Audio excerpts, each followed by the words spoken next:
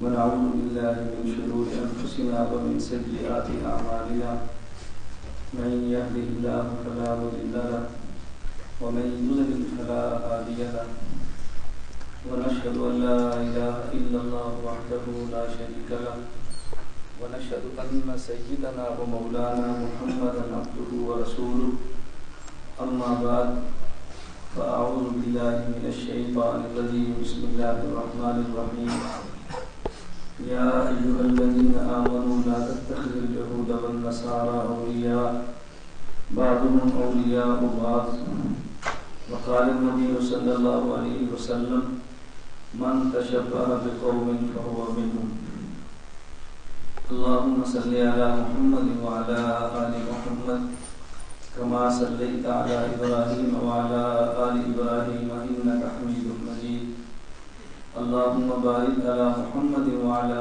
آل محمد كما باركت على إبراهيم وعلى آل إبراهيم إنك حميد مجيد. دنیا میں دو قسم کے لوگ موجود ہیں. بعض وہ ہیں جو اللہ تعالیٰ کی ذات یا اللہ تعالیٰ کی بات، اللہ کے احکامات اور عبادات کے قائل نہیں، اور بعض وہ ہیں جو اللہ کی ذات بھی مانتے ہیں، اللہ کی عبادات بھی مانتے ہیں، اللہ کے احکامات بھی مانتے ہیں، اللہ تعالیٰ کے بھیجے ہوئے انبیاء اور رسولوں اور بزرگ شخصیات کو بھی مانتے ہیں. لیکن وہ لوگ جو اللہ کی ذات، عبادات، احکام کو مانتے ہیں، ان میں پھر دو قسم کے لوگ ہیں. بعض لوگ وہ ہیں کہ جن کی عبادات کا رخ ٹھیک ہے، اور بعض لوگ ہیں کہ جن کی عبادات کا رخ غلط ہے. اگر کوئی شخص اللہ کی عبادت نہ کرے، عبادت کو مانے ہی نہ، یا عبادت کو مانے لیکن رخ غلط ہو، تو یہ دونوں ایک قسم کے افراد شمار ہوتے ہیں. میں مثال دیتا ہوں تاکہ بات سمجھ آئے. ایک آدمی نماز ہی نہیں پڑھتا، نماز مانتا ہی نہیں ہے. ایک آدمی نماز مانتا بھی ہے، پڑھتا بھی ہے، لیکن بغیر طہارت کے پڑھتا ہے. دونوں مجرم ہیں. ایک شخص نماز کو مانتا بھی نہیں، پڑھتا بھی نہیں. ایک نماز مانتا بھی ہے، پڑھتا بھی ہے، لیکن قبلہ کعبہ کی بجائے مخالف سمت کو بنا لیتا ہے. دونوں ایک جیسے ہیں. ایک شخص نماز کو مانتا ہی نہیں ہے اور دوسرا نماز کو مانتا ہے، پڑھتا بھی ہے، لیکن کپڑے اس نے ناپاک پہنے ہیں، اسی طرح نماز پڑھتا ہے. دونوں ایک طرح کے. تو وہ لوگ جو اللہ کی ذات اور اللہ کی عبادات کے قائل نہ ہوں، وہ بھی کافر ہیں. اور جو اللہ تعالیٰ کی ذات، اللہ کی عبادات کے قائل تو ہیں، لیکن جیسے اللہ چاہتے ہیں ویسے قائل نہیں ہیں، جیسے خود چاہتے ہیں ویسے قائل ہیں، تو مسلمان یہ بھی نہیں ہے. اس وقت دنیا میں وہ مذاہب جن کو کسی درجے میں آسمانی مذاہب کہتے ہیں، اگرچہ وہ غلطی کیوں نہ ہو، معروف مذاہب یہ چلتے ہیں: یہودی، عیسائی اور مسلمان. یہ دنیا میں مشہور ہے. یہودی تورات کو مان رہے ہیں، عیسائی انجیل کو مان رہے ہیں، اور مسلمان قرآن کریم کو مان رہے ہیں. بلکہ اگر تھوڑا سا اس میں فرق کر دیا جائے تو ہم یوں کہیں کہ یہودی وہ ہیں جو صرف تورات کو مانتے ہیں، انجیل اور قرآن کو نہیں مانتے. عیسائی وہ ہیں جو صرف انجیل کو مانتے ہیں، تورات اور قرآن کو نہیں مانتے. یہودی وہ ہیں جو موسیٰ علیہ السلام کو تو مانتے ہیں، عیسیٰ علیہ السلام اور حضور اکرم صلی اللہ علیہ وسلم کو نہیں مانتے. عیسائی وہ ہیں جو حضرت عیسیٰ علیہ السلام کو تو مانتے ہیں، حضرت موسیٰ علیہ السلام اور رسول اللہ صلی اللہ علیہ وسلم کو نہیں مانتے. اور مسلمان وہ ہیں جو تورات کو بھی مانتے ہیں، انجیل کو بھی مانتے ہیں، قرآن کریم کو بھی مانتے ہیں. حضرت موسیٰ علیہ السلام کو بھی مانتے ہیں، عیسیٰ علیہ السلام کو بھی مانتے ہیں، اور حضور اکرم صلی اللہ علیہ وسلم کو بھی مانتے ہیں. فرق کیا ہے؟ حضرت موسیٰ علیہ السلام، عیسیٰ علیہ السلام کو پہلے کے دور کے نبی مانتے ہیں، اور حضور اکرم صلی اللہ علیہ وسلم کو آخری نبی مانتے ہیں. تورات اور انجیل کو آسمانی کتاب لیکن پہلی کتابیں مانتے ہیں، اور قرآن کریم کو آخری کتاب مانتے ہیں. حضرت موسیٰ علیہ السلام اور عیسیٰ علیہ السلام کی تعلیمات تھیں لیکن محفوظ نہیں. قرآن کریم کی تعلیمات اور حضور اکرم صلی اللہ علیہ وسلم کی تعلیمات تھی اور محفوظ بھی ہیں۔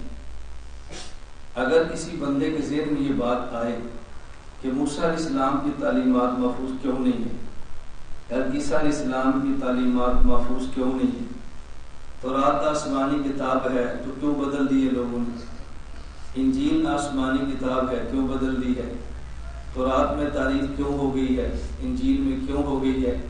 اللہ پاک اگر قرآن کی حفاظت فرما سکتے ہیں تو رات انجیل کے بھی فرما سکتے ہیں، اس کو محفوظ رکھ سکتے ہیں تو اس کو بھی رکھ سکتے ہیں۔ کسی کے ذہن میں اگر سوال ہے، اس کا بڑا آسان اور صاف جواب یہ ہے کہ چونکہ اس وقت تورات کی ضرورت نہیں ہے، اس لیے محفوظ رکھنے کی ضرورت بھی نہیں ہے، انجیل کی ضرورت نہیں ہے تو محفوظ رکھنے کی ضرورت بھی نہیں ہے۔ تو جس کی ضرورت تھی محفوظ اسے رکھتے ہیں نا، جس کی ضرورت نہیں ہے اس کو محفوظ رکھ کر آپ کریں گے کیا؟ تو چونکہ قرآن کریم وہ ساری ضرورتیں پوری کرتا ہے جو تورات اور انجیل سے ہوتی تھیں، بلکہ اس سے بڑھ کر اضافی ضرورتیں بھی پوری کر دیتا ہے۔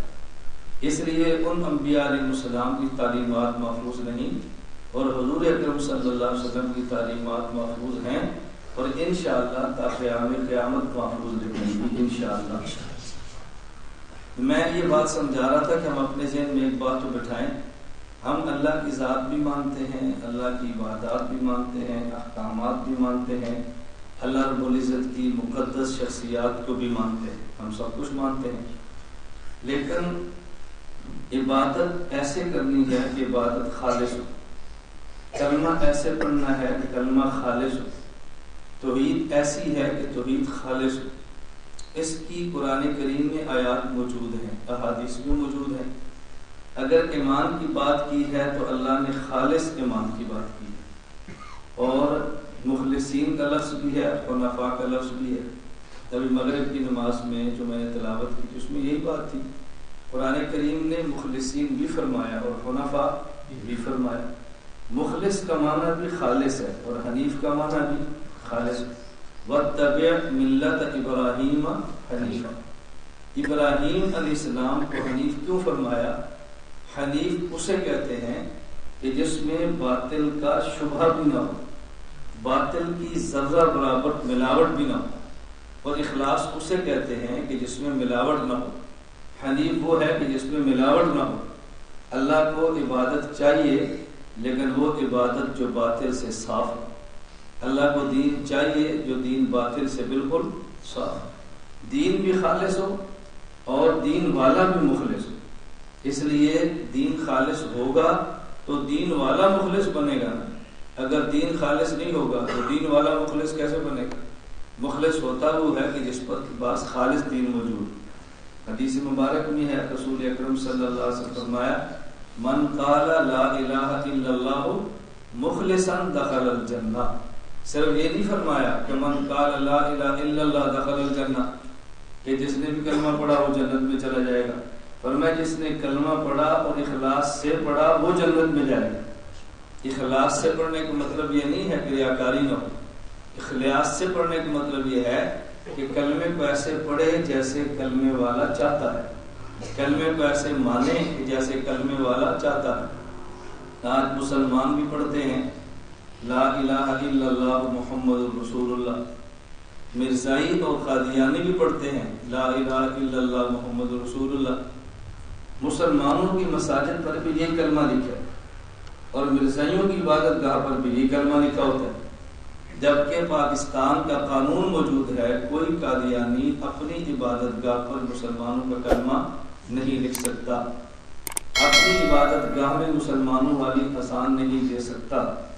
بعض لوگ جن کے پاس دین کا درد ہوتا ہے لیکن دین کی سمجھ نہیں ہوتی، دین کا درد ہوتا ہے دین کا علم نہیں ہوتا، دین کا درد ہوتا ہے دین کا فہم نہیں ہوتا، یہ پھر دین کو بگاڑ کے رکھ دیتے ہیں۔ تو لوگ کہتے ہیں کہ اگر مرزائی کلمہ پڑھتے ہیں تو ہمیں تو خوش ہونا چاہیے کہ ہمارا کلمہ پڑھ رہے ہیں لا الہ الا اللہ محمد رسول اللہ، اگر مرزائی ہمارے والی اذان دیتے ہیں تو خوش ہونا چاہیے۔ تم عجیب مولوی ہو کہ وہ صحیح کلمہ پڑھیں تو وہ بھی نہیں پڑھنے دیتے، صحیح اذان دیں تو وہ بھی نہیں دینے دیتے۔ ہم کہتے ہیں وہ کلمہ لا الہ الا اللہ محمد رسول اللہ پڑھتے ہیں، لیکن ان سے یہ پوچھو کہ معنی وہی لیتے ہیں جو ہم لیتے ہیں یا معنی اپنا کرتے ہیں؟ وہ معنی اپنا کرتے ہیں. مرزائی کہتے ہیں جب لا الہ الا اللہ محمد رسول اللہ پڑھیں ان کے ہاں اس محمد سے مراد وہ نہیں ہے جن کا کلمہ ہم پڑھتے ہیں. ان کے ہاں اس محمد سے مراد مرزا غلام احمد ملعون بے ایمان قادیانی کی ذات ہے. آپ بتاؤ کلمے کا لفظ ٹھیک پڑا ہے اور معنی ٹھیک نہیں لیا، مسلمان ہو سکتے ہیں؟ مسلمان نہیں ہو سکتے. اس لیے ایک بات سمجھیں، ہمارے یہاں فقہا کی اصطلاح ہے اہل قبلہ کی تکفیر نہ کریں، اہل قبلہ کو کافر نہ کریں. بعض لوگ اس جملے کو نہیں سمجھتے تو پھر وہ بات کیا گزرتے ہیں کہ قادیانی بھی تو اہل قبلہ ہے، جو ہمارا کعبہ ہے وہی ان کا ہے، رافضی بھی تو اہل قبلہ ہے، ہمارا ہے وہ ان کا ہے، فلاں بھی تو اہل قبلہ ہے، جو ان کا ہے ہمارا ہے. تو جب فقہا نے کہا کہ اہل قبلہ کی تکفیر نہ کریں تو جب ان کا قبلہ ہمارے والا ہے تو پھر آپ کیوں کہتے ہیں مسلمان نہیں؟ ہم نے کہا فقہا نے جو اہل قبلہ فرمایا نا، اہل قبلہ فقہا کی ایک اصطلاح ہے، اس اصطلاح کا مخصوص معنی ہے. اہل قبلہ سے مراد یہ ہے کہ ان کے نظریات وہ ہوں جو کعبہ والوں کے ہیں، ان کے عقائد وہ ہوں جو کعبہ والوں کے ہیں، یہ اہل قبلہ ہے. اگر کعبہ والے نبی کے عقائد اور ہیں اور ان کے عقائد اور ہیں، ان کو فقہا کی اصطلاح میں اہل قبلہ نہیں کہہ سکتے. بس اوقات نا ایک ہی لفظ ہوتا ہے، ہم بولے تو معنی اور ہوتا ہے اور فقہا بولے تو معنی اور ہوتا ہے. میں اس کی 2-4 مثالیں دیں تو آپ بات سمجھیں. جب آپ تبلیغ جماعت میں جائیں، درمیان میں بات یاد آ گئی، وہاں شدید بارش ہے، رائے بین کا ماحول کافی پریشان کن ہے، تو تمام حضرات دعا کریں کہ اللہ تعالیٰ ماحول کو صاف فرمائے، بارش رک جائے، موسم ٹھیک ہو جائے تاکہ اجتماع اللہ کامیابی سے ہمکنار فرمائے. جب جماعت میں جائیں تو گشت میں نکلے نا، اس میں ایک امیر ہوتا ہے اور دوسرا راہبر اور تیسرا متکلم. کہتے ہیں جماعت میں یہ بھائی راہبر ہوں گے، یہ امیر ہوں گے اور یہ متکلم ہوں گے. اب وہاں متکلم کا معنی کیا ہوتا ہے؟ جو یہ بات کرے کہ ہم سب نے کلمہ پڑھا ہے لا الہ الا اللہ محمد رسول اللہ، اس کلمے میں اللہ پاک سے وعدہ کیا ہے اللہ تیرے حکم مانیں گے اور نبی صلی اللہ علیہ وسلم کے طریقوں پر چلیں گے، اور اس کے لیے محنت کی ضرورت ہے، مسجد میں جماعت آئی ہے، محنت پہ بات ہو رہی ہے، آپ ہمارے ساتھ تشریف لے چلیں. متکلم کا یہ معنی ہے اور تو کوئی معنی نہیں. اور جب علماء میں کہ فلاں بندہ متکلم ہے تو اس کا کیا معنی ہے؟ 6 نمبر بیان کرتا ہے. وہاں متکلم کا معنی ہوتا ہے کہ یہ عقیدے پر گفتگو کرتا ہے، یہ عقائد پر بات کرتا ہے. اب فقہا اور علماء کی اصطلاح میں متکلم کا معنی اور ہے، اور گشت پہ نکلے تو متکلم کا معنی لفظ تو ایک ہی ہے نا، لفظ تو ایک ہی ہے نا، لیکن دیکھو معنی بدل جاتا ہے. آپ شہر میں ہوں، چلیں آپ دیہات میں ہوں اور آپ کے پاس کوئی مہمان آئے، وہ آپ اس سے پوچھے پانی پینا ہے تو وہ کہے گی سادہ پانی لاؤ. سادے پانی کا مطلب کیا ہوتا ہے؟ شربت نہ دو، سادہ پانی. اس کا یہ مطلب تو نہیں کہ ٹھنڈا نہ دو، اس کا معنی کہ شربت نہ دو. اور جب شہر جائیں اور کہیں جی سادہ پانی لاؤ، اب مطلب کیا ہوتا ہے؟ اب مطلب ہوتا ہے کہ ٹھنڈا نہ دو. اب دیکھو لفظ ایک ہی ہے. دیہات میں آ کر بولا جی سادہ پانی، اس کا معنی ہے کہ شربت نہ ہو، آپ شربت بھی نہ دیں اور نلکے کا دیں. تو اس نے کہنا یار سادہ مانگیا پر ایڈا بھی سادہ دور ہے، ایڈا بھی سادہ نہیں دور ہے نا. سادہ مطلب ہے شربت نہ ہوئے، کہ برف کو ٹھنڈا کر کے لیا. ایسے ہی ہوتا ہے نا. اب دیہات میں سادے پانی کا معنی شربت نہ ہو، اور شہر میں سادے پانی کا معنی بتاؤ نا ٹھنڈا نہ ہو. لفظ تو ایک ہی ہے نا، ٹھیک ہے، لفظ ایک ہی ہے. یہاں آپ ہمارے پاس آئیں اور ہم کہتے ہیں ذرا حافظ صاحب کو بلانا، بات سمجھا کرو. آپ کہتے ہیں حافظ صاحب کو بلانا، تو حافظ صاحب کا معنی کیا ہوتا ہے؟ اس عالم کو بلاؤ جو قرآن کا حافظ ہے، ٹھیک ہوگا. اور کسی دیہات بڑے کو جی حافظ جی نے بلانا، اب اس کا معنی کیا ہوگا؟ نبی نے بولا. اب ایک جگہ حافظ کا معنی حافظ قرآن ہے اور ایک جگہ حافظ کا معنی نبی ہے. تو کتنا فرق ہے؟ لفظ ایک ہی ہوتا ہے لیکن خاص معاشرہ بدلنے سے اس کا معنی بالکل بدل جاتا ہے. ہمارے پنجاب میں بولا ماما تو لوگ سمجھتے ہیں گالی دی، اور خیبر پختونخوا ماما کو سمجھتے ہیں عزت کی. وہاں مامے کا لفظ تعظیم کے لیے اور یہاں مامے کا لفظ گالی. تو ماما لگ رہے ہیں، دیکھو یہاں گالی سمجھتے ہیں.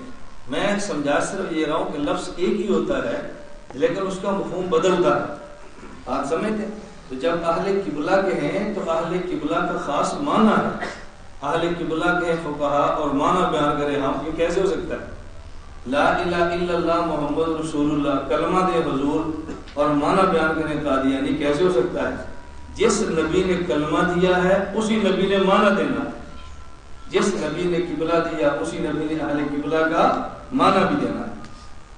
میں بات سر لیے سمجھا رہا تھا، عبادت چاہیے تو خالص، دین چاہیے تو دو باتوں کا اہتمام بہت ضروری ہے۔ میری بات اچھی طرح سمجھو، یہ ہمارا درد اور ہماری دعوت پوری دنیا کی ہے۔ بعض لوگوں کے پاس دین کا درد بہت ہوتا ہے، علم نہیں ہوتا، دین کا حلیہ بگاڑ کے رکھ دیتے ہیں۔ حضرت حکیم ملمت مجدد الملت مولانا اشرف علی تھانوی رحمۃ اللہ علیہ ایک بات فرمایا، واقعہ سناتے تھے، آپ نے سنا ہوگا۔ حکیم ملمت فرماتے ہیں کہ ایک بوڑھی عورت، اس کے گھر میں رات کو باز گرا، اس نے باز کو پکڑ لیا۔ اب چونکہ بوڑھی تھی، دل میں اس کے درد تھا اور بہت بیچاری محبت کرنے والی تھی، اس نے باز کو دیکھا تو اس کو باز پر بڑا ترس آیا۔ اس نے کہا دیکھو کتنا عرصہ گزر گیا، لگتا ہے عید پر بھی اس کی کسی نے حجامت نہیں کی، پورا سال گزر گیا۔ اس نے کینچی لی اور اس کے زائد بال کاٹ دی، اس نے باز کی حجامت کر دی۔ بال تو ٹھیک ہی تھے نا، اس نے سمجھا کہ پتر کے ہر میں نے حجامت کرائی تھی، شاید باز نہیں کٹی تھی۔ اس نے بیٹے والا پیار دیا اور اس کی حجامت کر کے رکھا۔ اس نے ناخن دیکھو، اس نے کہا 2 سال ہو گئے نا، کسی سے 9 بھی نہیں بٹے۔ اس نے کینچی لی اور اس کی ناخن تراش کی، پھر اس نے چونچ دیکھو کتنی بتی، اس کی چونچ دیکھو بیچارے کی، یہ کتنا پریشان ہوتا ہے وہ جو دانا کھاتا ہے، کینچی لی اور چونچ اس کی ختم کر دی۔ اب بتاؤ بوڑھی مخلص تھی ہے، تو درد بھی تھا، باز سے محبت بھی تھی، اس نے کتنی شفقت باز پہ کی ہے، لیکن نہ باز اڑنے کے قابل ہے، نہ باز کھانے کے قابل ہے، نہ باز شکار کے قابل ہے۔ یہی آج ظلم دین کے ساتھ ہو رہا ہے، یہی ظلم آج دین کے ساتھ ہو رہا ہے۔ لوگ دین کا درد رکھتے ہیں، دین کے مٹنے کا غم رکھتے ہیں، لیکن دین کا علم بھی نہیں ہے، دین کا فہم بھی نہیں ہے، اس لیے دین کا حلیہ بگاڑ کر دیتے ہیں۔ میری بات سمجھ رہے ہیں؟ تو جہاں دین کا درد ہونا ضروری ہے وہاں دین کا صحیح علم ہونا بھی ضروری ہے۔ رائے گنج ہمارا بہت بڑا مرکز ہے، تبلیغی جماعت کا بہت بڑا کام ہے، لیکن میں ساتھیوں سے ایک بات کہتا ہوں، یہ بات اچھی طرح سمجھ لو، تبلیغ والے دین کا درد دیتے ہیں، مدارس دین کا علم دیتے ہیں۔ بات سمجھ آ رہی ہے؟ تبلیغ والے دین کا درد، دین کی فکر دیتے ہیں، اور مدارس والے دین کا علم دیتے ہیں۔ اس لیے دونوں کو مانو، تبلیغ کو مانو اور مدارس کو مانو۔ ایک کو بھی چھوڑیں گے نا تو نقصان ہوگا۔ درد پیدا کرنا بھی ضروری ہے، اور جس کے اندر دین کا درد ہو اس کو دین کی صحیح رہنمائی دینا بھی ضروری ہے، ورنہ یہ آدمی دین کا حلیہ بگاڑ کے رکھ دے گا۔ علماء کو معاشرے سے متاثر نہیں ہونا چاہیے، مسلسل اپنی آواز لگانی چاہیے، مسلسل اپنا کام جاری رکھنا چاہیے۔ ایک وقت آتا ہے اللہ پاک کام کے نتائج عطا فرما دیتے ہیں۔ میں نے آج کے مجلس میں ایک بات آپ کو سمجھانی ہے، جس کے لیے میں ساری تمہید باندھ رہا ہوں کہ آپ اس کو اچھی طرح سمجھ لیں۔ جو لوگ عبادات یا اللہ کی ذات کے قائل نہیں، ہم ان کی بات نہیں کرتے، ان کا معاملہ بالکل جدا ہے۔ آج فکر زیادہ اس بات کی کرنی ہے کہ جو لوگ اللہ کی ذات کو بھی مانتے ہیں، عبادات کو بھی مانتے ہیں، وہ دین پر عمل کریں تو ایسے کریں جیسے اللہ چاہتا ہے، ایسے عمل کریں کہ جیسے اللہ کا رسول چاہتا ہے، اپنی مرضی کو اس کے اندر شامل نہ کریں، اپنی رائے کو اس کے اندر شامل نہ کریں۔ آج محرم کی غالباً 2 تاریخ ہے یا 3 جی 3 شروع ہوگی، اب رات محرم کی 3 شروع ہوگی۔ محرم اسلامی سال کا پہلا مہینہ ہے۔ محرم کا لفظ کیا ہے؟ حرمت والا۔ ہمارے شیخ عارف باللہ حضرت اقدس مولانا شاہ محمد اختر صاحب رحمۃ اللہ علیہ بڑے جملے پیارے فرماتے اور بڑی حکمت کی باتیں فرماتے۔ حضرت فرماتے اسلامی مہینہ پہلا محرم ہے اور انگریزی پہلا مہینہ جنوری ہے۔ جنوری جانور سے بنا ہے، محرم حرمت سے بنا ہے۔ فرماتے جنوری جانور سے بنا ہے اور محرم حرمت سے بنا ہے۔ ہمارا مہینہ پہلا حرمت والا ہے، ان کا پہلا مہینہ جانوروں والا ہے، اس لیے ہمارا پہلا مہینہ ہے محرم حرمت والا ہے۔ اب یہ سال کا پہلا مہینہ ہے اور 12 سال کے مہینے ہیں، ہمیں اس کے نام بھی یاد رکھنے چاہیے۔ انگلش انگریزی مہینوں کا حساب رکھنا غلط نہیں ہے، جائز ہے، انتظامی امور میں ضروری ہے، لیکن شریعت کے جتنے مسائل ہیں ان کا مدار انگریزی ماہ پر نہیں ہے، ان کا مدار اسلامی مہینوں پر ہے۔ جتنے بھی شریعت کے احکام ہیں، مثلا میں 2-4 احکام پیش کرتا ہوں۔ نمبر 1، سال میں ایک مرتبہ رمضان کا روزہ پورے ماہ کا فرض ہے۔ اب رمضان کا حساب عربی کے حساب سے لگائیں گے، قمری کے حساب سے، انگریزی کے حساب سے؟ عربی۔ چاند نظر آئے گا تو رمضان ہے، نہیں نظر آئے گا تو رمضان۔ اس کا تعلق شمس اور سورج سے نہیں ہے، اس کا تعلق کس سے ہے؟ اس کا تعلق چاند سے۔ اس لیے رمضان المبارک کے روزوں کا تعلق چاند کی بنیاد پر ہے، سورج کی بنیاد پر نہیں ہے، انگریزی مہینوں کی بنیاد پر نہیں ہے، اسلامی مہینوں کی بنیاد پر ہے۔ نمبر 2، عید الفطر، اس کی بنیاد انگریزی تاریخوں پر نہیں ہے بلکہ اسلامی تاریخوں پر ہے۔ نمبر 3، عید الاضحیٰ، اس کی بنیاد اسلامی مہینے پر ہے، انگریزی تاریخوں پر۔ نمبر 4، سال میں حج کے فریضے کی بنیاد جن دنوں میں ہے وہ اسلامی مہینے کی بنیاد پر ہے، انگریزی مہینے کی بنیاد پر نہیں۔ نمبر 5، قربانی، اس کا تعلق اسلامی ماہ کی بنیاد پر ہے، انگریزی مہینے کی بنیاد پر قطعاً نہیں ہے۔ نمبر 6، زکوٰۃ، جو زکوٰۃ ہم نے دینی ہے، 1 سال کے بعد زکوٰۃ فرض ہوتی ہے۔ یہ جو سال کے مہینے گننے ہیں، انگریزی نہیں گننے بلکہ اسلامی مہینوں کو گننا ہے۔ اس کو ہمیشہ خیال رکھیں۔ عورت کا معاملہ ہے، خدا نخواستہ عورت کا خامد فوت ہوتا ہے، اب اس کے بعد عدت چلتی ہے 4 ماہ اور 10 دن۔ یہ 4 ماہ اور 10 دن انگریزی حساب سے نہیں ہے بلکہ 4 ماہ اور 10 دن یہ اسلامی مہینوں کے حساب سے ہے۔ میں یہ بات اس لیے کہہ رہا ہوں کہ ان سب کا تعلق انگریزی، ان کا تعلق اس بنیاد پر ہے، اسلامی مہینوں کی بنیاد پر۔ اور یہی بات ہے قرآن کریم، اگر آپ کھول کر دیکھیں تو قرآن ایسی پتے کی بات کرتا ہے کہ بندے کو تعجب ہوتا ہے۔ قرآن کریم میں ہے یسألونک عن الأہلہ، اے نبی آپ سے لوگ پوچھتے ہیں چاند کے بارے میں، چاند کیا چیز ہے؟ تو آپ کو کیا جواب دو؟ قل ہی مواقیت للناس والحج، ان کو بتاؤ کہ یہ لوگوں کے لیے وقت مقرر کرنے کے لیے ہے اور حج کا وقت مقرر کرنے کے لیے۔ پوچھا گیا تھا کہ چاند کیا چیز ہے، یہ نہیں بتایا کیا چیز ہے، پوچھا کہ یہ بتاؤ کس لیے ہے۔ لوگوں نے کیا پوچھا کہ چاند کیا ہے، اللہ نے کیا بتایا کہ چاند، یہ بتائیں کیا ہے، اس سے کیا ہوگا، یہ بتائیں چاند کس لیے ہے، یہ بات ہے نا۔ اب لوگ جا رہے ہیں چاند پر تحقیق کرنے کے لیے، تحقیق کیا ہو رہی ہے؟ چاند کیا ہے، مٹیریل کیا ہے، مخلوق کون سی ہے، چاند پہ کون رہتا ہے، سانس لے سکتے ہیں کہ نہیں، آبادی ہو سکتی ہے کہ نہیں، لوگ اس پہ مر رہے ہیں کہ چاند کی حقیقت کیا ہے۔ ان سے پوچھا چاند کی حقیقت کیا ہے، اور میں ہم سے یہ پوچھو کہ چاند کس لیے ہے، حقیقت سے تمہیں کیا تعلق، تم یہ دیکھو کہ چاند سے جو متعلقہ کام ہے اس پہ عمل کرو۔ دنیا میں کسی شخص کو پتہ نہ چلے کہ چاند کیا چیز ہے، اس کا ایمان سے کچھ نقصان نہیں ہوتا، لیکن اگر یہ نہ پتہ چلا کہ چاند سے کیا کیا کام وابستہ ہے، اب ایمان کا مسئلہ بہت نازک بن جائے۔ میں صرف یہ سمجھا رہا تھا، نمبر 1، محرم ہمارا پہلا مہینہ ہے، تو ہم عجیب بات یہ ہے کہ جب پہلا مہینہ ہے تو اس میں عبادات خالص کرنی چاہیے۔ کفر نے اتنی محنت کی ہے کہ آغاز سال سے مہینہ شریف شروع ہوتا ہے تو شروع مہینے سے اس قدر تباہی اور وبائی بچتی ہے، اللہ محفوظ فرمائے۔ جس قدر امن اسلام دیتا ہے، دنیا کا کوئی مذہب اتنا امن دینے کے لیے تیار نہیں ہے۔ اور محرم کا معنی حرمت والا، یہ تو مہینہ ہی امن کا ہے، لیکن ہمارے ابھی محرم شروع بھی نہیں ہوتا تو پورے ملک میں پولیس الرٹ ہو جاتی ہے، کرفیو لگ جاتے ہیں، فوج آ جاتی ہے، رینجر آتی ہے، پولیس کری ہے، کیوں؟ محرم آ گیا۔ تو محرم امن کا مہینہ تھا یا لڑنے کا؟ سازش دیکھو کتنی ہمارے خلاف ہوئی۔ جو مہینہ امن کا تھا اس کو لڑائی کا بنا دیا، جو مہینہ عبادت کا تھا اس کو شرارت کا بنا دیا، جو مہینہ سکون کا تھا اس کو فساد کا بنا دیا، اور ہم اس میں خام خواہ شریک ہو جاتے ہیں۔ ہماری مرکز اہل سنت والجماعت کی پوری پالیسی ہوتی ہے کہ اس موقع پہ فتنوں سے بچیں، شرارت سے بچیں اور امت کو لڑائی سے محفوظ رکھیں۔ میں ابھی تھا ساتھیوں، پہلے قصور سے فون آیا، پھر سرگودا سے فون آیا کہ مولانا صاحب کل آپ قصور جا رہے ہیں، تو میں نام نہیں لے رہا، ساتھی بیٹھے تھے کہ ڈی پی او صاحب نے فلاں مولانا صاحب کسی میں لگایا کہ انہیں کوئی منت مانے، ہماری سماجت مانے، شفقت فرمائے، قصور کر نہ جائیں۔ میں نے کہا عجیب بات ہے بھائی، ہمارے قصور میں جانے سے کیا ہوگا؟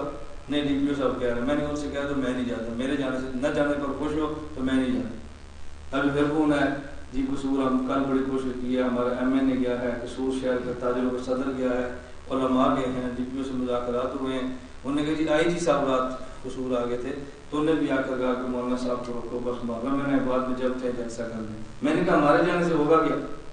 اب دیکھو کتنا پلان ہے، امن کے مہینے کو فساد کا مہینہ بنایا جا رہا ہے۔ میں نے کہا جی ہم نہیں جاتے، ہم اگلے مہینے آتے ہیں، ہمیں کوئی ضروری ہے کہ کل ہی جانا ہے، ہم لڑائی ہی ڈالیں۔ یعنی اندازہ کریں کہ ہم امن کی بات بھی کرتے ہیں، فسادی پھر بھی شمار ہوتے ہیں، شرارت سے رکنے کی بات کرتے ہیں پھر بھی تخریب کار شمار ہوتے ہیں۔ کس قدر یہ کافر کی محنت ہے، لیکن کام کرنے والوں کو دل بڑا کرنا چاہیے، پروپیگنڈے کا مثبت جواب دینا چاہیے، اور بلا وجہ مزید لڑائی پیدا کر کے اپنے ملک کو برباد نہیں کرنا چاہیے۔ ہمیں اپنے ملک کے امن کا خیال رکھنا چاہیے، کیونکہ ہم نے ملک بنایا ہے، ہم نے ملک بچانا ہے۔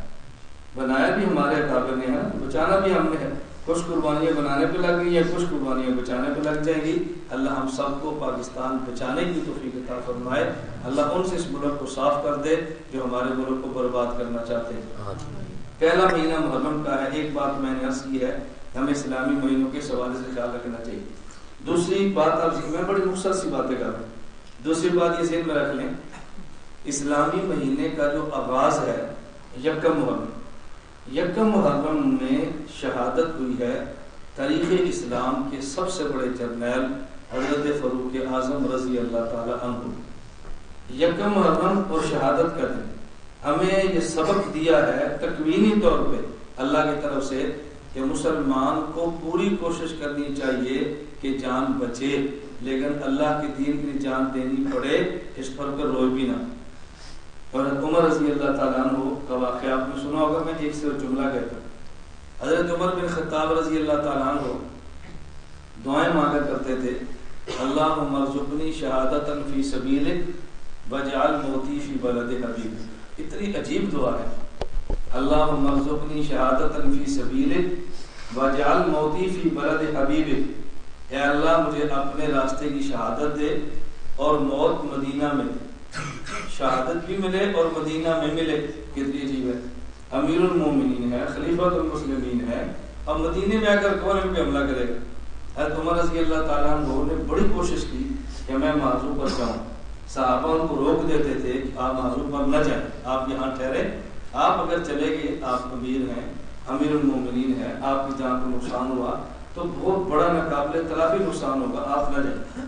حضرت عمر رضی اللہ تعالیٰ عنہ نے ایک دن مسجد نبوی منبر پہ خطبہ دیا اور فرمایا یا ایھا الناس ان فی الجنۃ قصرا، اے لوگو جنت میں خدا نے ایک محل بنایا ہے۔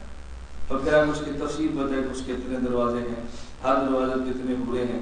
پھر فرمان لگے لا يدخل فیہ الا نبی، اس محل میں صرف نبی جا سکتا ہے۔ پھر رسول اللہ صلی اللہ علیہ وسلم کی قبر اطہر کی طرف متوجہ ہوئے اور عرض کیا ہنی اللہ کا یا صاحب حاضر قبر، حضور آپ کو مبارک، آپ اس محل میں جا چکے ہیں۔ پھر فرمایا او صدیق، یا اس محل میں صرف صدیق جا سکتا ہے۔ پھر حضرت صدیق کی قبر پر متوجہ ہوئے اور فرمایا ہنی اللہ کا یا صاحب حاضر قبر، ابو بکر آپ کو مبارک، آپ بھی چلے گئے۔ فرمایا او شہید، یا اس محل میں شہید جا سکتا ہے۔ پھر فرماتے انا لک شہادت یا عمر، نبی بھی چلا گیا اور صدیق بھی چلا گیا، اب میں تو شہید ہوں گا تو جاؤں گا۔ انا لک شہادت یا عمر، یا عمر تجھے شہادت کیسے ملے گی، تو نہ شہید ہو نہ محل میں داخل ہو، تو کیسے جائے گا؟ پھر حضرت عمر رضی اللہ تعالیٰ نے جملہ فرمایا انا لک شہادت یا عمر، یا عمر تجھے شہادت کیسے ملے گی، تو محل پہ جاتا نہیں ہے، مدینے سے نکل کے میدان جنگ میں شہید کیسے ہوگا؟ یہ جملہ کہا تو حضرت عمر رضی اللہ تعالیٰ نے رو پڑے۔ دیکھیں لوگ کتنے شہادت کے متمنی تھے، رو پڑے۔ پھر حضرت عمر رضی اللہ تعالیٰ فرمانے لگے ان اللہ الذی اخرجنی من مکہ الی دار الہجرہ، ان اللہ الذی اخرجنی من مکہ الی دار الہجرہ، وہ اللہ جو عمر کو مکہ سے نکال کے مدینہ لایا ہے، قادر علی ان یسوق الیہ الشہادہ، اس بات پر قادر ہے کہ عمر کو باہر لے کر نہ جائے، باہر سے شہادت کو مدینے میں لائے۔ وہ اللہ جو عمر کو مکہ سے مدینہ لایا ہے، اس بات پہ قادر ہے کہ عمر کو باہر لے کر نہ جائے، باہر سے شہادت کو کھینچ کے مدینے میں لائے۔ لفظ ہیں قادر علی ان یسوق سائق، کھینچے، اللہ خیر کی شہادت کو میرے پاس لے آئے. حضرت عمر مدینہ میں شہید ہوئے اور رسول اللہ صلی اللہ علیہ وسلم کے ساتھ جنت میں داخل ہو گئے. حضرت عمر وہاں پہنچ گئے اور عمر بن خطاب رضی اللہ تعالیٰ اب تینوں وہاں موجود ہیں. پہلی قبر حضور کی ہے, تھوڑی سی آگے کے پیچھے حضرت ابو بکر کی ہے, تھوڑی سی آگے پیچھے عمر کی ہے, ایک جگہ خالی ہے اور وہاں بھی گول سوراخ بنا ہوا ہے. اس جگہ پہ دفن ہونا حضرت عیسیٰ علیہ السلام. یہ چوتھی جگہ کی قبر کی جگہ ابھی خالی ہے جہاں پر عیسیٰ علیہ السلام نے دفن ہونا ہے. حضرت عمر رضی اللہ تعالیٰ کتنے بڑے اسلام کے جرنیل ہیں اور یہ شہادت حضرت عمر رضی اللہ تعالیٰ کو نصیب ہوئی ہے. تو یکم محرم کو خلیفہ راشد حضرت عمر کی شہادت کا دن ہے. حضرت ابو بکر صدیق رضی اللہ تعالیٰ بہت بڑے تھے اور شہید نہیں ہوئے. حضرت عمر رضی اللہ تعالیٰ بہت بڑے تھے اور شہید بھی ہوئے. اگر کسی کے ذہن میں شبہ آئے حضرت عمر کا مقام صدیق سے بڑا ہے شہادت کی وجہ سے, تو یہ شبہ فضول ہے. کیوں؟ صحابہ کرام رضی اللہ تعالیٰ عنہ مجمعین میں سے, یہ بات توجہ سے سمجھنا, صحابہ کرام رضی اللہ عنہ مجمعین میں سے شاید کوئی ایک بھی ایسا صحابی نہیں کہ جس کو مقام شہادت نہیں ملا. ایک بھی ایسا صحابی نہیں جس کو مقام شہادت نہیں ملا. فرق کیا ہے؟ شہادت کی حقیقت تمام صحابہ کو ملی ہے, لیکن شہادت کی صورت کسی کو ملی ہے اور کسی کو نہیں ملی. ایک ہے شہادت کی حقیقت اور ایک ہے شہادت کی صورت. شہادت کی حقیقت کیا ہے؟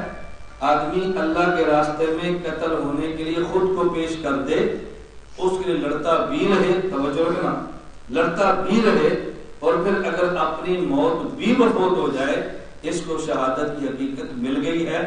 اللہ کے نبی نے فرمایا من سأل اللہ تعالی شہادت بصدق بلغہ اللہ منازل الشہداء وإن مات علی فراشی.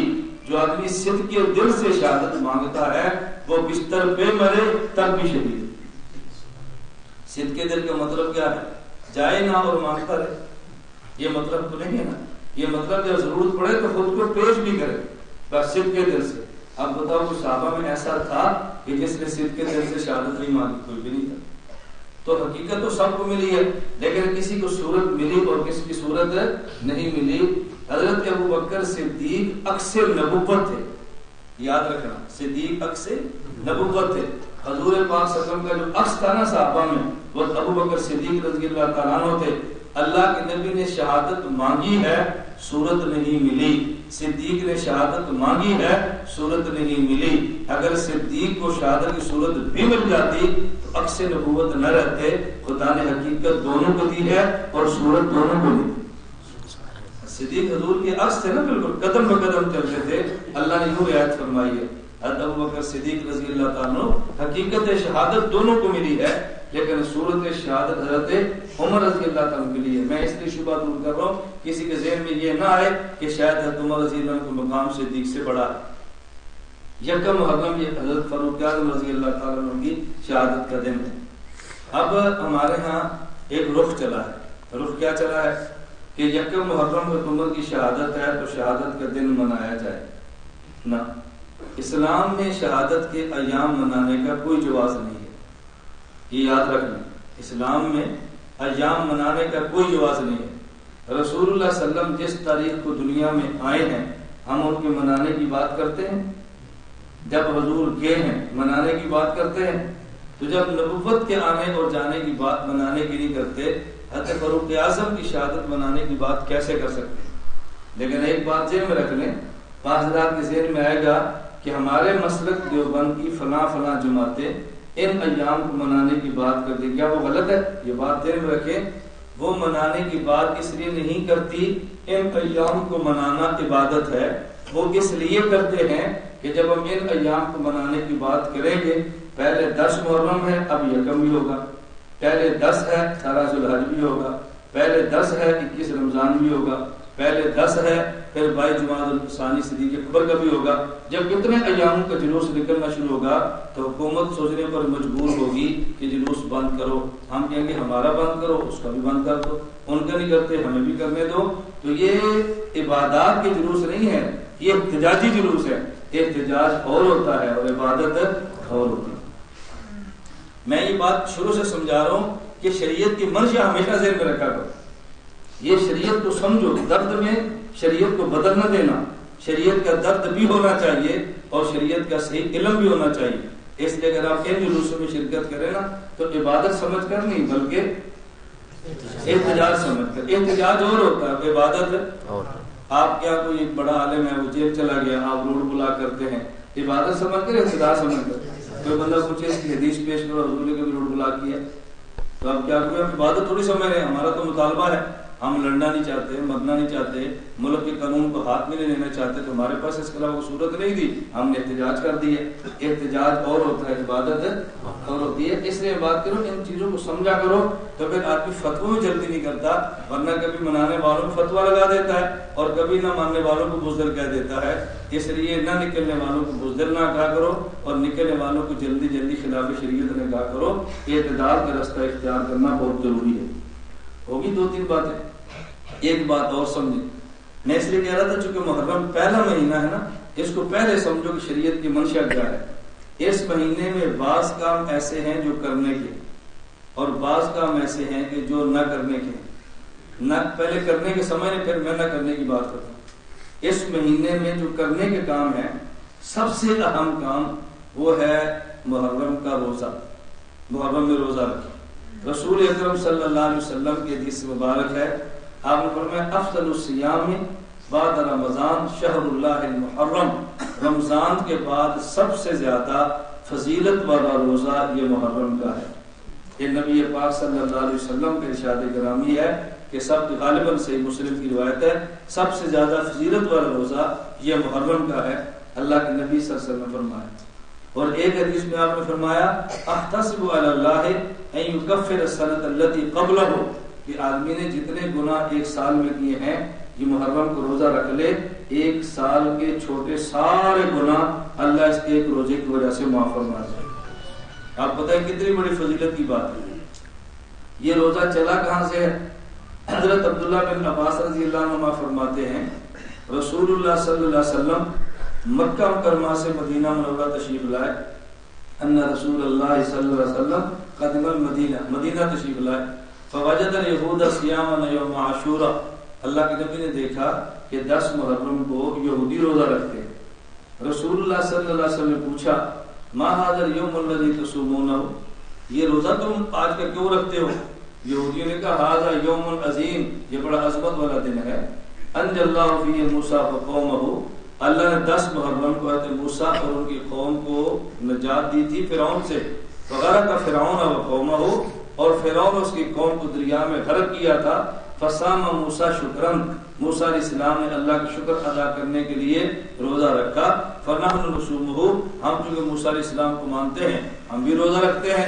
نبی پاک صلی اللہ علیہ وسلم نے فرمایا نحن احق و اولا بموسیٰ منکم، ہم تم سے زیادہ اس بات کے حقدار ہیں کہ جو کام موسیٰ علیہ السلام نے کیا ہم کریں، کہ ہم تم سے زیادہ، اس کے ہمارا تعلق تم سے زیادہ ہے. تم نے موسیٰ کو نام کا مانا ہے، ہم نے موسیٰ کو دل و جان سے مانا ہے. تمہارا ماننا اور ہے ہمارا ماننا جو کہ تم سے بہتر ہے.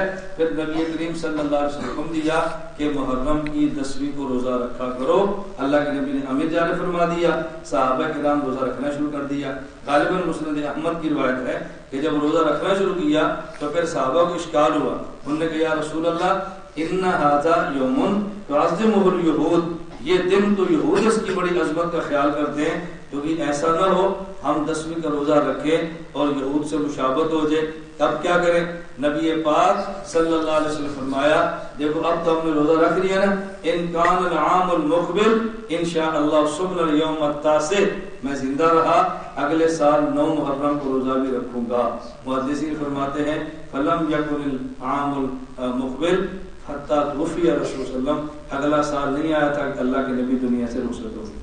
لیکن آپ نے فرمایا نا کیسا کریں گے. اور ایک حدیث میں آپ نے فرمایا کہ سوموا یوم عاشورہ وخالفوا فیہ الیہود، 10ویں محرم کو روزہ رکھو اور یہود کی مخالفت کرو. سوموا یوما قبلہ او بعدہ، ایک دن پہلے یا ایک دن بعد. 9 محرم یا 10 کا روزہ ساتھ میں لاؤ تاکہ یہود کی مخالفت نہ ہو جائے. اب اس سے جو بات میں سمجھانا چاہتا ہوں، میں نے اس کو سمجھانے کے لیے آیت بھی پڑھی ہے اور حدیث مبارک بھی پڑھی ہے. اللہ کے نبی صلی اللہ علیہ وسلم نے 10 محرم کے روزے کی بات فرمائی ہے، فضیلت بھی بتائی ہے، لیکن ساتھ یہ بھی تنبیہ کی ہے اپنی عبادت کو یہود کے مشابہ نہ ہونے دینا. یہود سے مشابہت کو بچا کے رکھنا، معلوم ہوا کہ عبادت کو خالص کرنا بہت ضروری ہے، عبادت کو ملاوٹ سے بچا کے رکھنا بہت ضروری ہے۔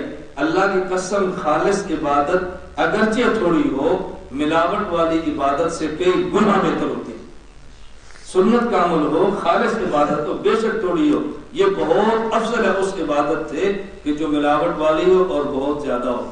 اس لیے ہم اس کا اہتمام کریں کہ روزہ رکھیں 9 اور 10 کو، یا 10 اور 11 کو، تاکہ یہود کی مخالفت نہ ہو۔ اس سے ہمیں 2 باتیں سمجھ آئی جو آپ نے سمجھنی۔ نمبر 1، جس موقع پر رسول اللہ صلی اللہ علیہ وسلم نے عبادت کا امر فرمایا ہو، ہمیں عبادت کرنی چاہیے، اور ساتھ اپنی عبادات کو ملاوٹ سے بچانا بھی چاہیے۔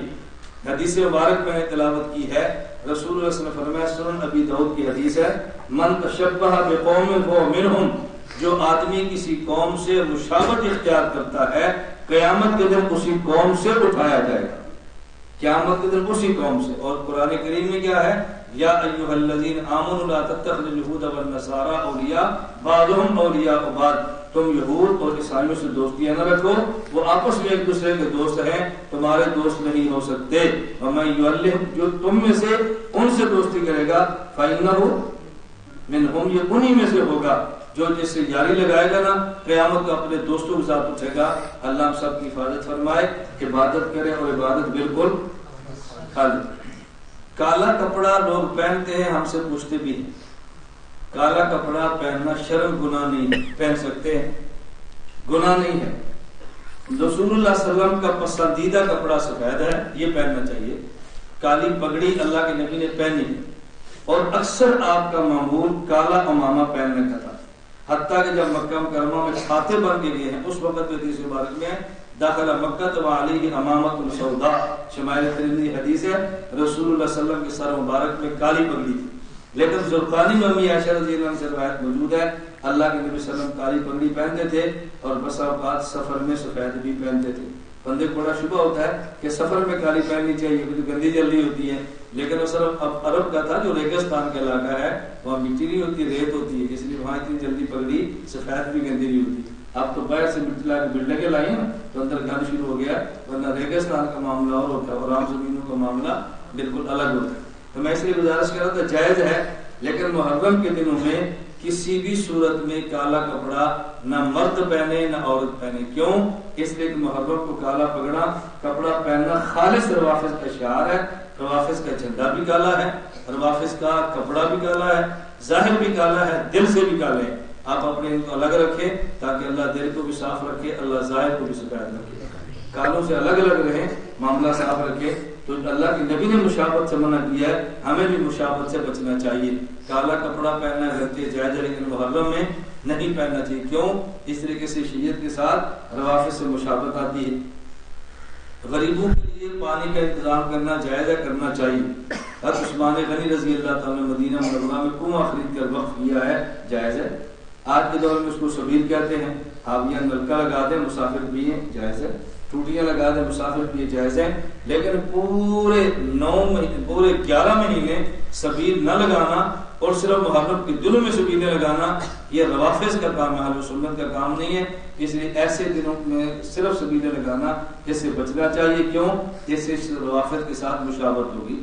پورے سال غریبوں کو کھانا نہ کھلانا اور محرم میں چاولوں کی دیگیں چلا کے تقسیم کرنا، اس سے بچنا چاہیے، کیونکہ اس سے شیعہ اور روافض کے ساتھ مشابہت ہوگی، اور ان مشابہات سے نبی کریم صلی اللہ علیہ وسلم نے منع فرمایا۔ پورا سال قبرستان میں نہ جانا اور محرم میں جا کے دوڑنا اور قبروں کو صاف کرنا، قبروں کو ٹھیک کرنا، اوپر درخت لگانا، اوپر کنکریاں پھینکنا، ان کو صاف کرتے رہنا، عورتوں میں جا کے پڑھتے رہنا، پورا سال قریب نہیں جانا، صرف محرم میں جانا، اس سے بچنا چاہیے۔ اہل بدعت کا طریقہ اہل بدعت سے مشابہت ہے، اہل سنت کا قطعی یہ طریقہ نہیں ہے۔ جب چاہے قبرستان جائیں، کوئی منع نہیں کرتا، پردے کا اہتمام ہو اور عورت نوحہ نہ کرے تو عورت کے لیے فی نفسی جانے کی گنجائش موجود ہے، لیکن اس زمانے میں عورتوں کو احتیاط کرنی چاہیے کہ وہ قبرستان میں نہ جائیں۔ ام المؤمنین امی عائشہ رضی اللہ تعالیٰ عنہا نماز کے لیے مسجد میں آنے سے عورتوں سے منع کرتی ہیں کہ حالات بدل گئے ہیں، تو قبرستان جانے کی آج کے دور میں کیسے اجازت دی جا سکتی ہے؟ جتنی گنجائش ہے وہ لڑتے نہیں ہیں، لیکن سمجھاتے ضرور ہیں کہ عورت کو اس کام سے بچنا چاہیے۔ تو میں یہ عرض کر رہا تھا کہ روزہ بھی رکھیں لیکن جن کاموں سے مشابہت روافض اور اہل بدعت کے ساتھ ہوتی ہو اس سے بچیں تاکہ ہماری عبادت خالص بنے اور ہماری عبادت ملاوٹ والی نہ ہو. اس کا بہت زیادہ اہتمام کریں. اللہ ہمیں محرم کا روزہ رکھنے کی توفیق عطا فرمائے. ایک کام جو اور کرنے کا ہے, رسول اللہ صلی اللہ علیہ وسلم نے ارشاد فرمایا من وسع علی اہلہ من وسع علی نفسہ واہلہ یوم عاشوراء وسع اللہ علیہ غالباً کل سنہ, یہ سنت کے لفظ ہیں. اللہ کے نبی نے فرمایا جو آدمی 10 محرم کو اپنے اوپر اور اپنے گھر والوں پہ خرچ کرنے میں ہمت سے کام لے اور دل کھول کر کرے, اللہ پاک پورا سال اس کے لیے وسعت اسباب عطا فرما دیتے. اب دیکھو یہ فضیلت غریبوں کو چاول کھلانے کی نہیں ہے, یہ فضیلت اپنے گھر والوں بیوی بچوں کو کھلانے کی ہے. عام آدمی کیا سمجھتا ہے کہ 10 محرم کی دیگ پکائیں گے تو ثواب ہوگا, اور اگر گھر والوں کو چاول کھلا دیں تو پتہ نہیں گناہ ہوگا. رسول اللہ صلی اللہ علیہ وسلم نے جو یہ ارشاد فرمایا یہ اجر کسی اور کو کھلانے کا ہے یا بیوی بچوں کو؟ لیکن ہمارا عام مزاج کیا ہے, ہم باہر چاول پکا کے کھلانا عبادت سمجھتے ہیں اور اپنے بیوی بچوں کو چاول کھلا کے پکانا عبادت نہیں سمجھتے. کسی اور کو فروٹ دے دے ہم سمجھتے ہیں بہت سخی آدمی ہے, اور بیوی بچوں کے لیے تو سمجھتے سخاوت ہی نہیں ہے. تو جس طرح فروٹ کسی اور کو کھلانا عبادت ہے, اپنی بیوی اپنے بچوں کو کھلانا بھی عبادت ہے. کسی اور کو مٹھائی پیش کرنا ثواب ہے, اپنے گھر والوں کو پیش کرنا بھی ثواب ہے. باہر والوں کو سبزہ کھلانا ثواب ہے تو اپنے گھر والوں کو بھی کھلانا ثواب ہے. تو وسعت سے بڑھ کے نہ کریں, لیکن 10 محرم کو رسول اللہ صلی اللہ علیہ وسلم کی سنت سمجھ کر اپنے گھر والوں پہ خرچہ تھوڑا سا نسبتاً بڑھا دیں, بس نسبتاً بڑھائیں. عام دنوں میں سالن ہے تو آج گوشت پکا لیں, عام دنوں میں چاول نہیں ہے تو آج سبزہ بنا لیں, عام دنوں میں نہیں لاتے تو آج مٹھائی کھلا دیں. اور یہ ذہن میں رکھ کے کہ اللہ کے نبی نے فرمایا 10 محرم کو گھر والوں پر خرچہ وسعت سے کرے گا, اللہ پاک پورا سال اس کو وسعت سے عطا فرمائے.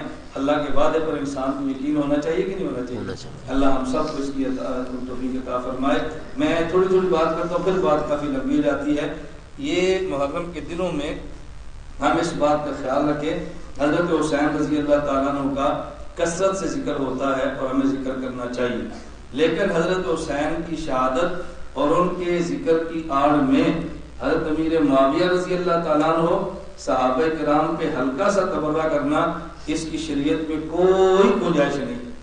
نبی پاک صلی اللہ علیہ وسلم نے جس طرح حضرت صدیق اکبر کے بارے فرمایا ارحم امتی بامتی ابو بکر, اور حضرت عمر کے بارے میں فرمایا واشدہم فی امر اللہ عمر, حضرت عثمان کے بارے میں اصدقہم حیاء عثمان, حضرت علی کے بارے میں اقداہم علی. توجہ رکھنا, فرمایا میری امت پر سب سے زیادہ رحم کرنے والا صدیق ہے, دین کے معاملے میں سب سے مضبوط میرا عمر ہے, حیا میں سب سے آگے میرا عثمان ہے, اور فیصلے صحیح کرنے میں سب سے آگے میرا علی ہے.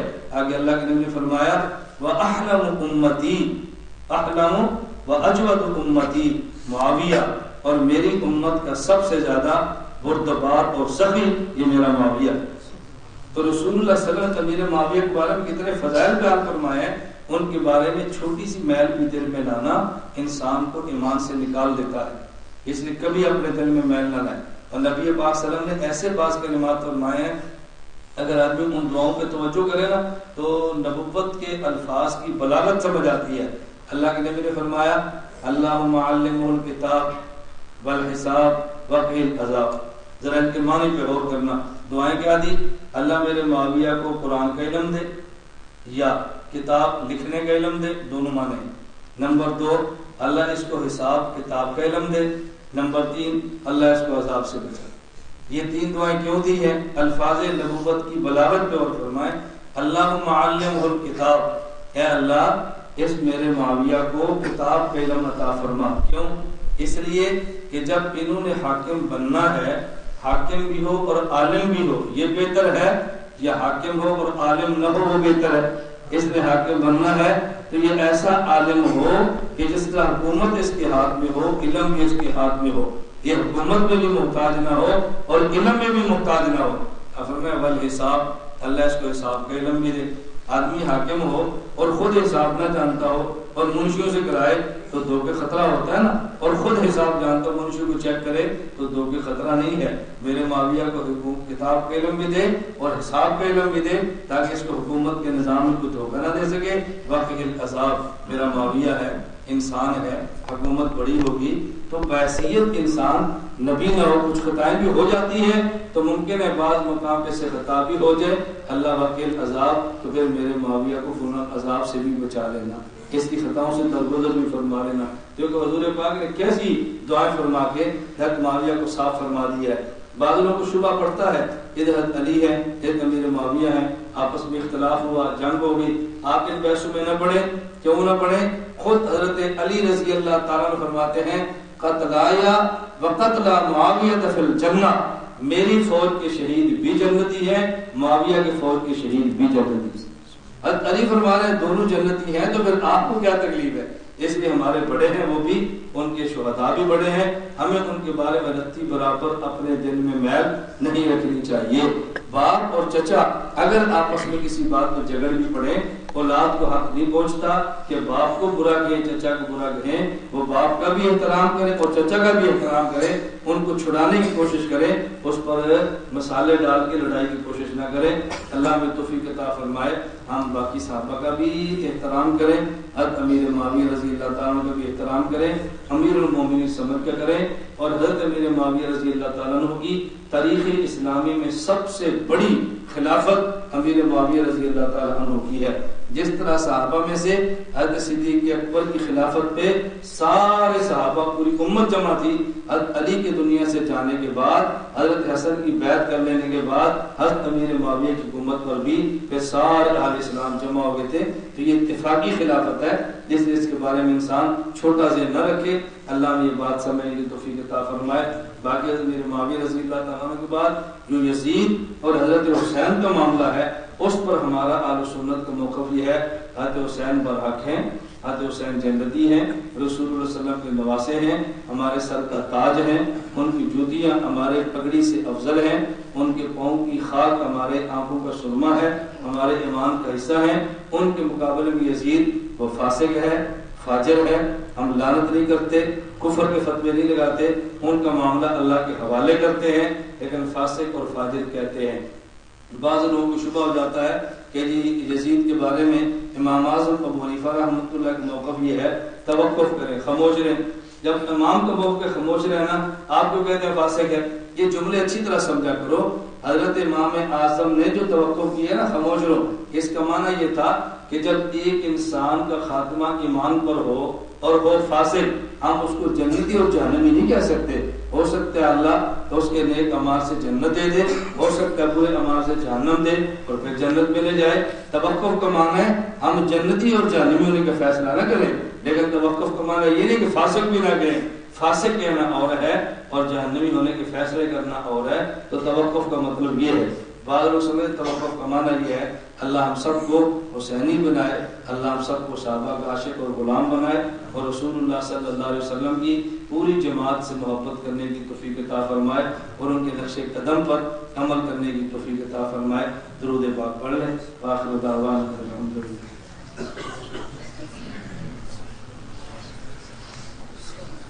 اللهم صل على محمد وعلى ال محمد كما صليت على ابراهيم وعلى ال ابراهيم انك حميد مجيد اللهم بارك على محمد وعلى ال محمد كما باركت على ابراهيم وعلى ال ابراهيم انك حميد مجيد لا اله الا الله محمد رسول الله صلى الله تعالى عليه وعلى اله وصحبه وبارك وسلم لا إله إلا الله لا إله إلا الله لا إله إلا الله لا إله إلا الله لا إله إلا الله لا إله إلا الله لا إله إلا الله لا إله إلا الله لا إله إلا الله لا إله إلا الله لا إله إلا الله لا إله إلا الله لا إله إلا الله لا إله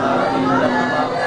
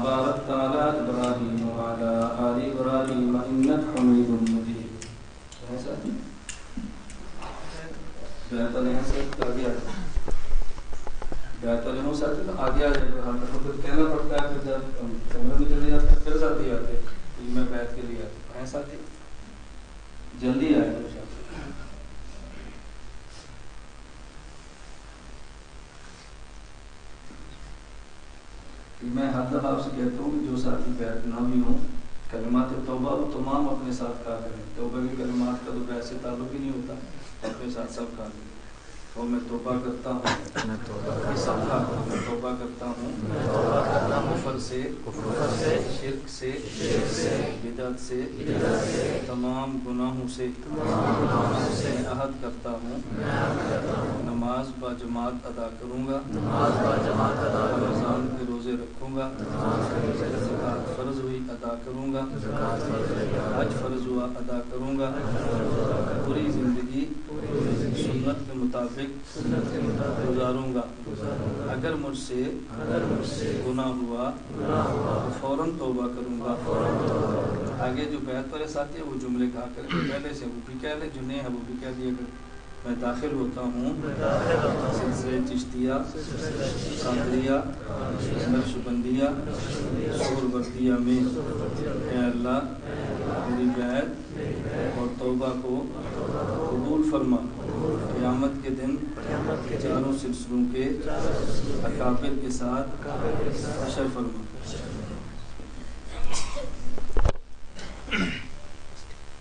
الحمدللہ رب العالمین والصلاة والسلام علی رسولہ وعلی آلہ وصحبہ اجمعین. ربنا ظلمنا انفسنا وان لم تغفر لنا وترحمنا لنکونن من الخاسرین. ربنا آتنا فی الدنیا حسنۃ وفی الآخرۃ حسنۃ وقنا عذاب النار. رب اغفر وارحم وانت خیر الراحمین. ربنا لا تؤاخذنا ان نسینا او اخطأنا. ربنا ولا تحمل علينا إصرا كما حملته على الذين من قبلنا. ربنا ولا تحملنا ما لا طاقة لنا به. واعف عنا واغفر لنا وارحمنا أنت مولانا فانصرنا على القوم الكافرين. ربنا لا تزغ قلوبنا بعد إذ هديتنا وهب لنا من لدنك رحمة إنك أنت الوهاب. اللهم إنك عفو كريم تحب العفو فاعف عنا. اللهم إنك عفو كريم تحب العفو فاعف عنا. اللهم إنك عفو كريم تحب العفو فاعف عنا. اے اللہ ہم سب کے گناہوں کو معاف فرما دے. اے مولا کریم ہم سب کے گناہوں کو معاف فرما دے. اے مولا کریم ہم سب کے گناہوں کو معاف فرما دے. اے مولا کریم اسلامی سال کا آغاز ہے، ہم سال کے آغاز پہ آپ سے اللہ پچھلے سال کے گناہوں کی معافی مانگتے ہیں. اللہ ہمارے گناہوں کو معاف فرما دے. اللہ جو جان بوجھ کر کیے وہ بھی معاف کر دے. اللہ جو بھول کر کیے وہ بھی معاف کر دے. اے اللہ جو ظاہراً کی وہ بھی معاف کر دے. اللہ جو چھپ کر کی وہ بھی معاف کر دے. اللہ ہمارے بعض وہ گناہ جو دنیا میں کوئی نہیں جانتا سوائے تیری ذات کے، اللہ ان کو معاف بھی فرما دے. اللہ ان کے پردے بھی ڈال دے.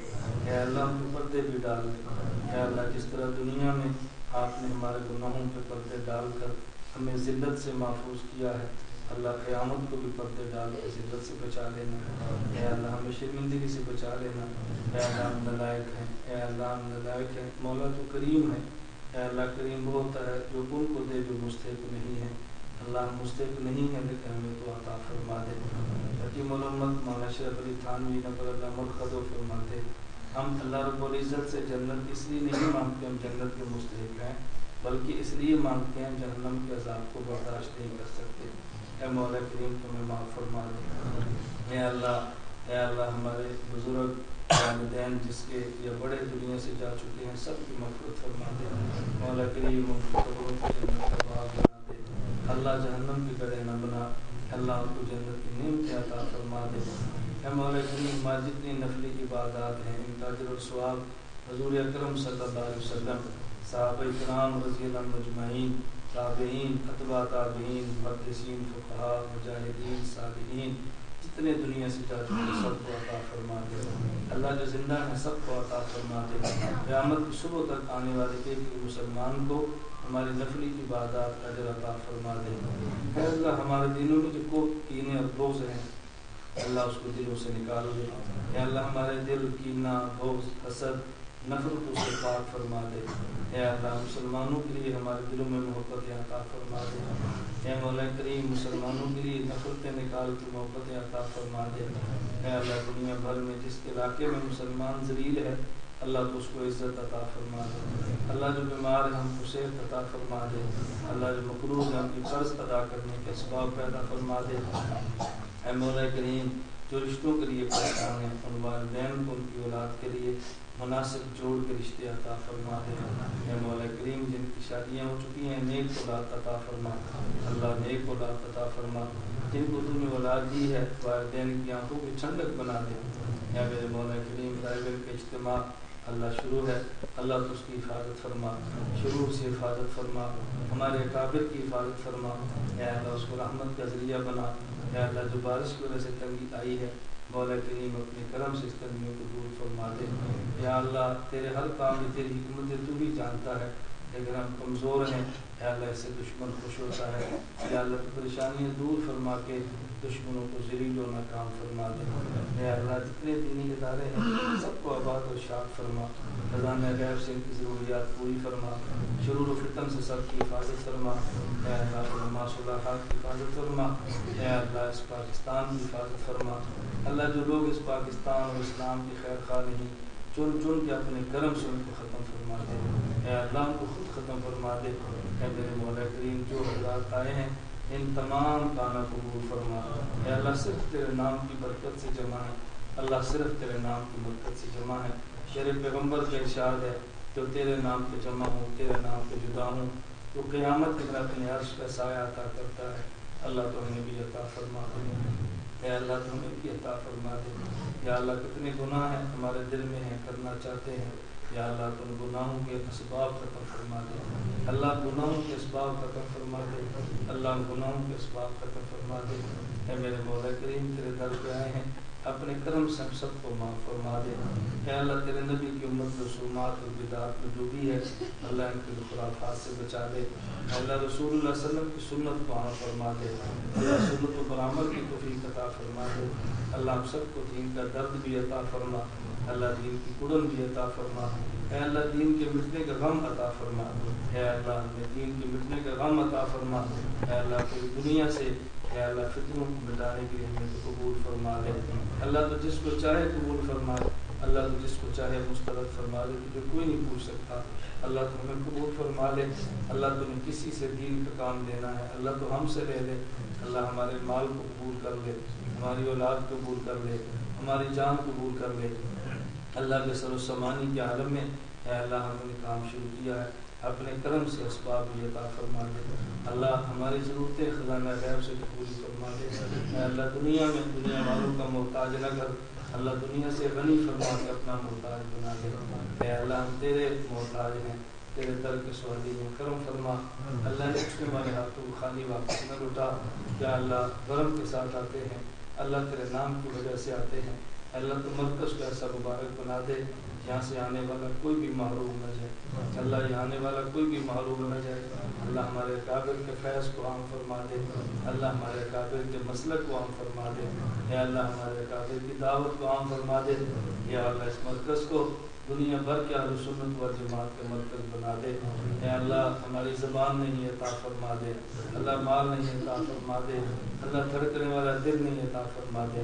آنکھوں میں حیا نہیں عطا فرما دے اللہ، اللہ ان سب امراض سے بچا لے یا اللہ، امراض سے بچا لے اے اللہ، ہمیں اپنے دین کی ذلت نہیں عزت کا ذریعہ بنا دے اللہ، ہمیں سر کے بالوں سے لے کے پاؤں کے ناخن تک اللہ ہمیں دین کی قبول فرما لے یا اللہ، یا اللہ، جتنے لوگ یہاں پر آئے ہیں کتنی جائز خواہشات ان کے دلوں میں ہیں، نہ کسی کو بتا سکتے ہیں نہ زبان پر لا سکتے ہیں، تو علیم بذات الصدور ہے اللہ، ان کی جائز خواہشات کو پورا فرما دے اے اللہ، ان کی جائز خواہشات کو پورا فرما دے کتنے حضرات نے دعاؤں کے لیے کہا ہے مولا تو ان کی دعاؤں کو قبول فرما لے اے اللہ، کتنے مسائل میں لوگ الجھے ہیں ان کے مسائل کو اللہ اپنے کرم سے تو حل فرما دے اللہ، اپنے کرم سے مسائل کو حل فرما دے اے اللہ، اپنے کرم سے مسائل کو حل فرما دے جو جیلوں میں قید ہیں یا اللہ، بے گناہ ہیں رہائی کے اسباب پیدا فرما دے اے اللہ، معذور کے تیرے دشمن کے سامنے بیٹھے ہیں ان کو فتوحات عطا فرما دے اللہ، جو دنیا سے چلے گئے ہیں ان کے درجات بلند فرما دے اے اللہ، تو مسلمانوں کی مدد فرما اے اللہ، تو مسلمانوں کی مدد فرما اے اللہ، مسلمانوں کی مدد فرما اے اللہ، ہماری جتنی اس مرکز کی ضروریات ہیں اللہ تیرے علم میں ہیں، ہم کس کے سامنے اللہ بھیک مانگیں اللہ، کس کے سامنے اپنے دامن کو پھیلائیں اللہ، تو اپنے کرم سے عطا فرما دے اللہ، تو اپنے کرم سے عطا فرما دے اللہ، ہماری جتنی مالی مشکلات ہیں اپنے کرم سے دور فرما دے اللہ، تو نے پہلے بھی کرم رکھا ہے آئندہ بھی رکھ لے اللہ، تو نے پہلے بھی عزت دی ہے آئندہ بھی دے دے اللہ، تو نے دین کے کام کے لیے پہلے بھی اسباب کی آئندہ بھی دے دے اللہ، ہم تیرے در سے مانگتے ہیں اے اللہ، جتنی ہم نے دعائیں مانگی اپنے کرم سے قبول فرما لے انت المستعان علیک البلاغ ولا حول ولا قوت الا باللہ العلی العظیم اے اللہ، خاتمہ بالایمان فرما رسول اللہ صلی اللہ علیہ وسلم کی قیامت کو شفاعت نصیب فرما حوض کوثر سے جام نبی کے ہاتھوں عطا فرما اپنے عرش کا سایہ نصیب فرما بغیر حساب کی جنت میں جگہ عطا فرما اجمعین برحمتک یا ارحم الراحمین۔